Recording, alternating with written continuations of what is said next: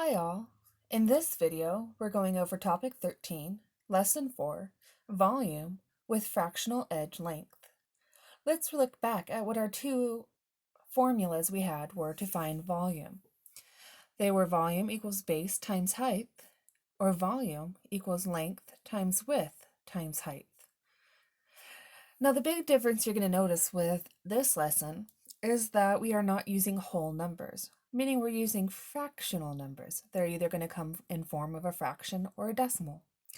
Let's look at a couple examples. Let's say I had a cube.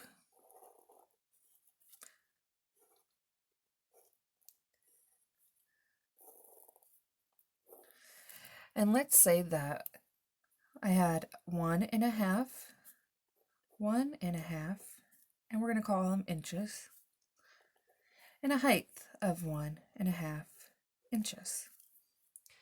Now this looks really familiar. We did this in the last lesson. However, you can see there's fractions. Now I don't know about you. When I have a fraction, if I can change it to a decimal, really easy, I like to do that. So to solve this problem, I'm going to use 0.5 or 5/10 as my decimal.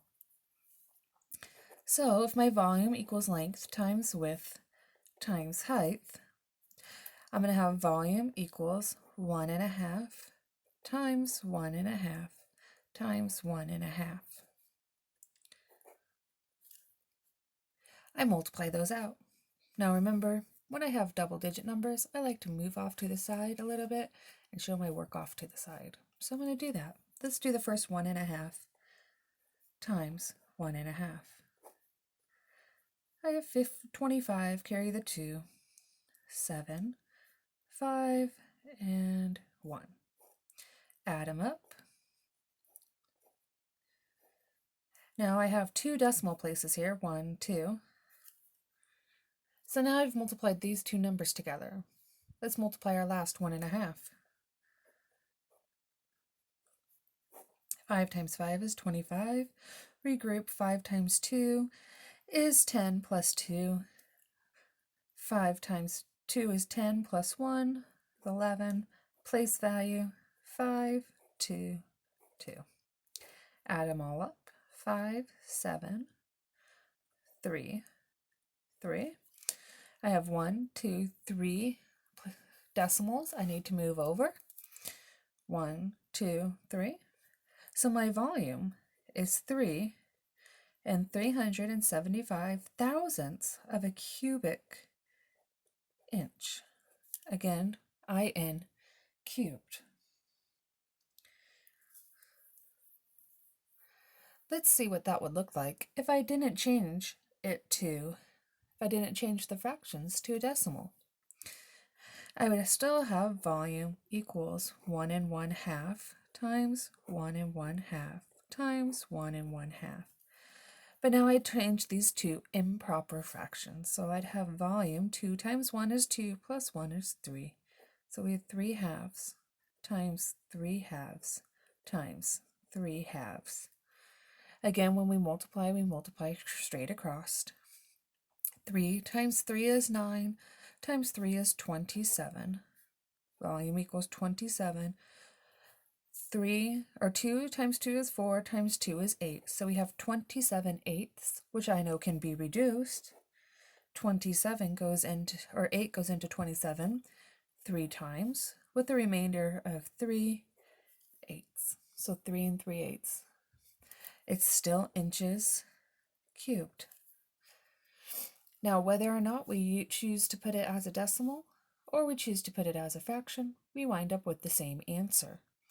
Let's look at one more example before we end this video.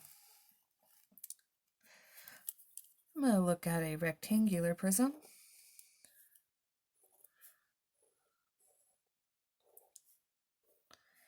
And let's say my side was 2.5 inches, 3 inches, with a height of 1.5 inches.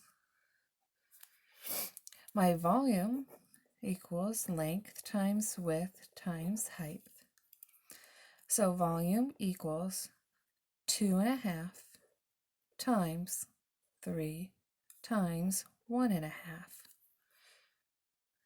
I'm going to change my fractions to my mixed numbers to improper fractions. So 2 times 2 is 4 plus 1 is 5. So we have 5 halves times 3 over 1 times 3 halves.